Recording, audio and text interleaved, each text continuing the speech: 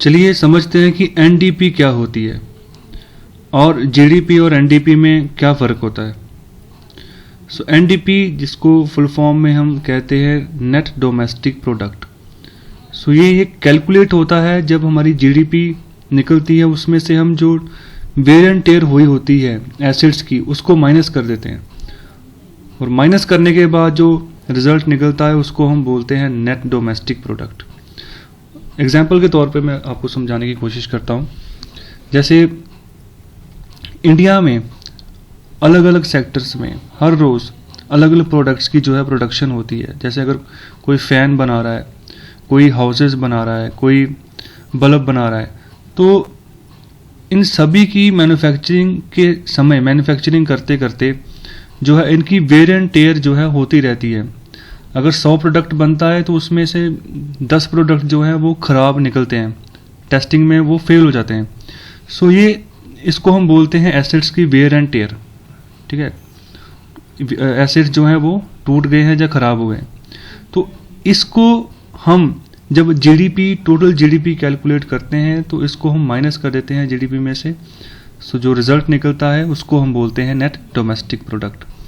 सो भारत सरकार में मंत्रालय है ministry of commerce and industry, जो इन वेयर एंड टेयर का, डेप्रिसिएशन का ध्यान रखता है, इसकी लिस्ट पब्लिश करता है अलग अलग सेक्टर्स के अकॉर्डिंग, अलग अलग प्रोडक्ट्स के अकॉर्डिंग कि किस सेक्टर के प्रोडक्ट्स में जो है कितने % तक जो है इस साल में डेप्रिसिएशन रही। सो एग्जांपल के तौर पर अगर कोई रेजिडेंशियल हाउस इंडिया में बना है तो वहाँ पर 1% का जो है डेप्रिसिएशन भारत सरकार के द्वारा बताया गया है। सो इलेक्ट्रिक जो फ़ैन है वहाँ पर 10% का जो है डेप्रिसिएशन बताया गया कि 10% जो एसेट्स था वो ख़राब हो गया, वेयर एंड टेयर हो गई। सो एक तो ये तरीका है डेप्रिसिएशन का जो हम इकोनॉमिक्स में यूज़ करते हैं डेप्रिसिएशन वर्ड को।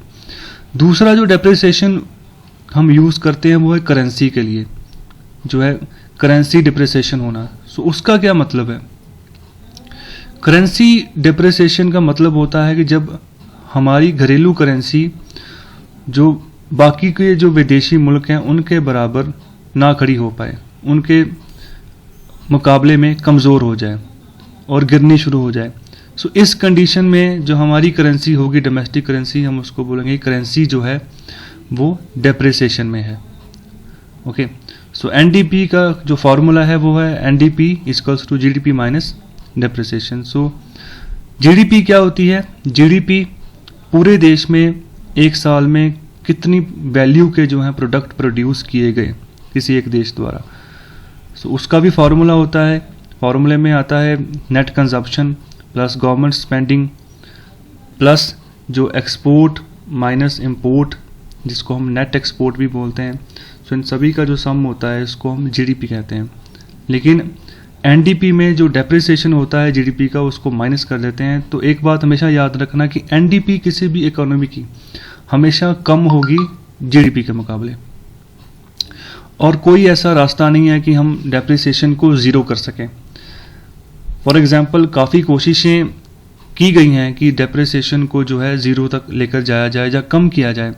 एग्जांपल के तौर पे जैसे हम पंखा जब घूमता है उसके अंदर एक बॉल बेरिंग पड़ा होता है, तो बॉल बेरिंग के अंदर जो है ग्रीस लगी होती है जिसकी वजह से वो उसकी बॉल्स टर्न करती हैं, उस लुब्रिकेंट की वजह से टर्न करती हैं, और जो है वेयर एंड टेयर जो उनकी बॉल्स की जो है नहीं होती इतनी जल्दी, तब तक नहीं होती जब तक उसके अंदर ग्रीस रहती है। वैसे ही जो गाड़ियों के इंजन चलते हैं वहाँ पर पिस्टन होता है, piston up and down move करता है। अगर लुब्रिकेशन नहीं होगा तो वेयर एंड टेयर ज़्यादा होगी, जो गाड़ी के इंजन के स्लीव्स हैं, पिस्टन हैं, रिंग्स हैं, वो जल्दी टूट जाएंगे।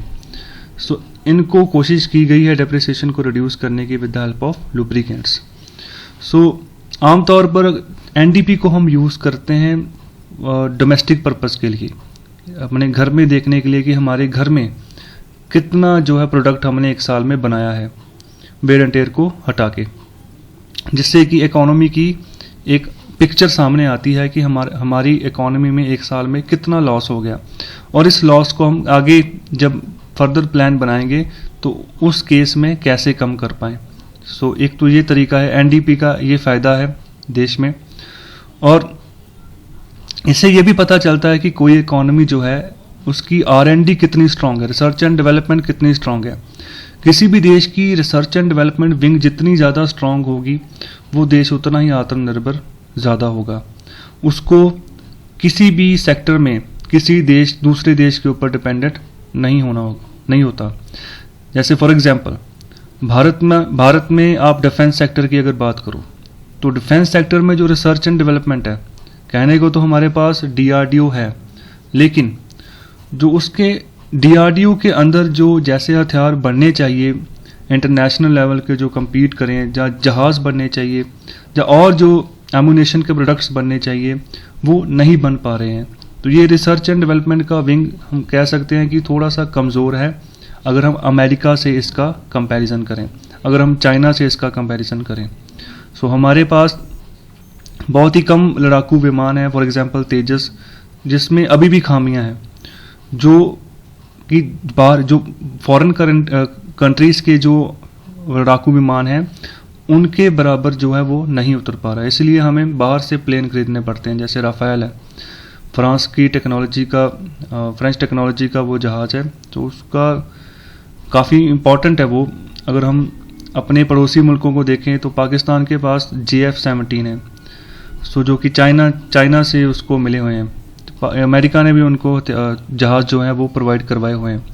सो जिसकी वजह से इंडिया को भी देखना पड़ता है कि उसकी भी जो डिफेंस सेक्टर है वो स्ट्रॉन्ग हो।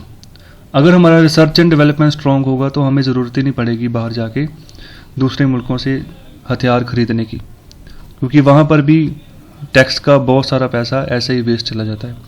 सो रिसर्च एंड डेवलपमेंट कितनी स्ट्रॉन्ग है किस नेशन की, इससे ये भी पता चलता है NDP से।